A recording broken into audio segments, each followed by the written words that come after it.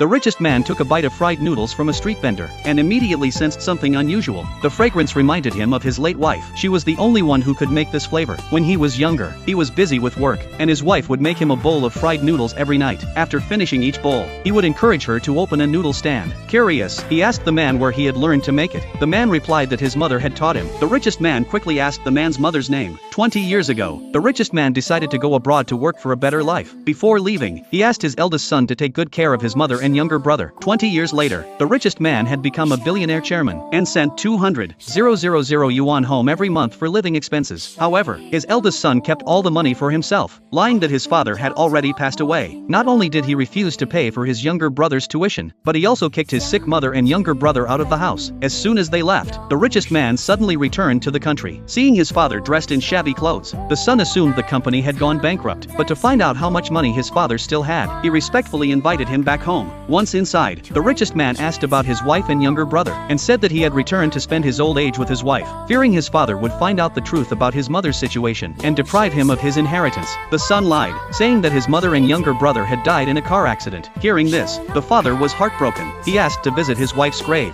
but the couple stopped him, telling him to rest first and go tomorrow morning instead. Reluctantly, the richest man agreed. As soon as he left, the couple rushed to search through his luggage, but all they found was a 1 million yuan bankbook. The couple thought their father was no longer of any use to them, and decided to make a plan to drive him away. They called him to the living room, and demanded he give them another 1 million yuan, or else he had to leave. The richest man was furious. He asked his son how he could be so greedy after receiving so much money in the past, but the son didn't listen at all, and kicked the richest man out of the house. Through the door, the father asked where his wife and younger brother were buried. The son callously told him to figure it out himself. The richest man walked helplessly down the street with his luggage, and by chance, saw the man selling fried noodles. He felt a strange familiarity and ordered a serving. As soon as he took a bite, he recognized the taste. Just as he was about to ask the man who had taught him to cook, a customer nearby tipped the man an extra $100. The richest man learned that the man was a university student, and had a sick mother at home. He worked every night selling noodles to pay for his tuition and save for his mother's treatment. Touched by the man's filial piety, the richest man intentionally gave him 50,000 yuan when paying. The huge sum left the man in shock, and he insisted on returning it. The richest man explained that he wanted to hire the man as a tour guide, because he had been away for 20 years, and didn't know his hometown well anymore. He asked the man to show him around, but more importantly, to help him find his wife and younger brother's graves. The man understood the richest man's good intentions, and quickly knelt to express his gratitude. The richest man sighed,